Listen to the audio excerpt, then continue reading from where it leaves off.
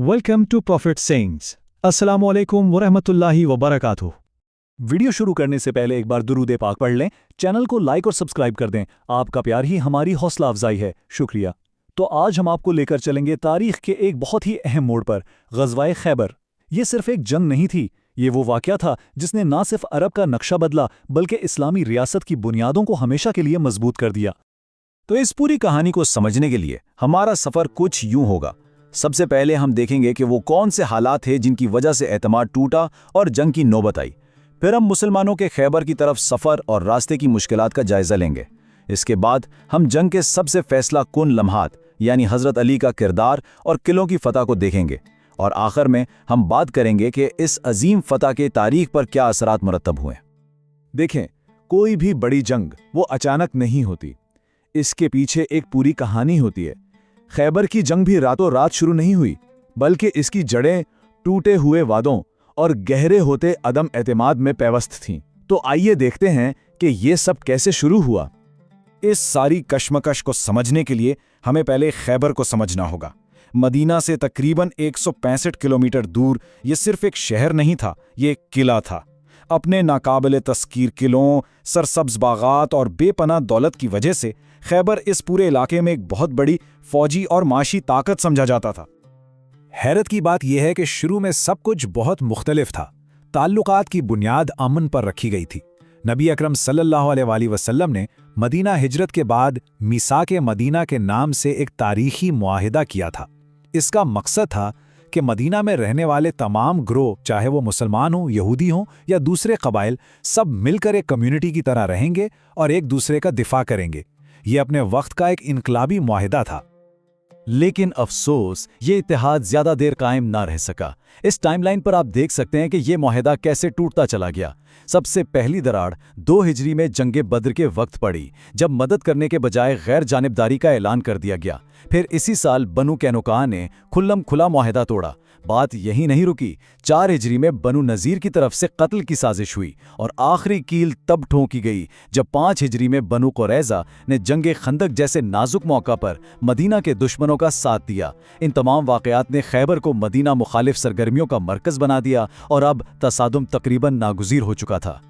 तो जब एतमाद का धागा पूरी तरह टूट गया और खैबर एक खुला खतरा बनकर सामने आया, तो मुसलमानों के लिए कदम उठाना लाजमी हो गया था। लेकिन ये सफ़र सिर्फ एक फौजी मुहिम नहीं थी, इसके पीछे एक इलाही वादा भी कार फरमा था। सुलह हुदैबिया, जो बज़ाहिर एक पुरअमन मुआहिदा था, इसके फ़ौरन बाद अल्लाह की तरफ से सूरह फ़तह में एक खुशखबरी आई। मुसलमानों से एक बड़ी फ़तह और बहुत सारी गनीमतों का वादा किया गया और मुफस्सिरीन का इत्तेफाक है कि ये इशारा खैबर की तरफ ही था। और जो लश्कर इस मुहिम के लिए तैयार हुआ, इसकी तादाद शायद बहुत ज़्यादा नहीं थी, सिर्फ 1400। लेकिन इसकी ख़ास बात इसकी तादाद नहीं बल्कि इसकी तश्कील थी।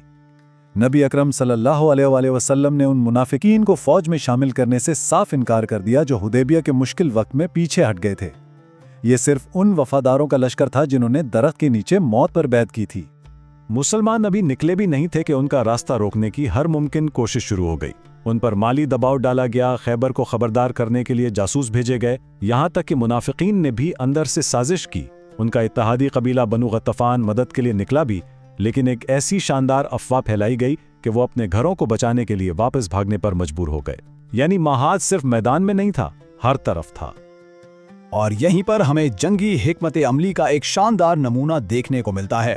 सीधा खैबर पर हमला करने के बजाय इस्लामी लश्कर ने एक लंबा चक्कर काटा और खैबर को शुमाल की तरफ से आ घेरा।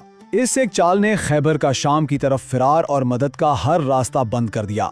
अब वो मुकम्मल तौर पर फंस चुके थे, लड़ने के सिवा कोई चारा नहीं था। और अब हम दाखिल हो रहे हैं इस जंग के सबसे ड्रामाई, सबसे फैसला कुन हिस्से में। खैबर का सबसे मजबूत, सबसे मशहूर किला नाम, जिसके बारे में कहा जाता था कि इसे कोई फतह नहीं कर सकता। कई दिन गुजर गए, हमले नाकाम हो रहे थे, लश्कर में परेशानी बढ़ रही थी। सवाल ये था कि आखिर ये नाकाबिले तस्खीर किला नाम फतेह होगा तो कैसे। दूसरे बड़े सहाबा की क़यादत में कोशिशें हो चुकीं, लेकिन किले की दीवारें टस से मस नहीं हुईं।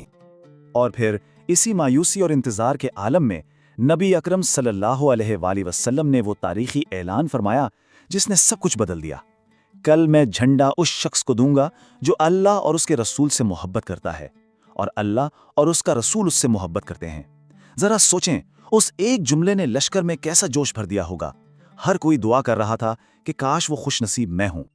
اگلی صبح ہر طرف خاموشی تھی، سب کی نظریں آپ صلی اللہ علیہ وسلم پر تھیں۔ آپ نے پوچھا علی کہاں ہے؟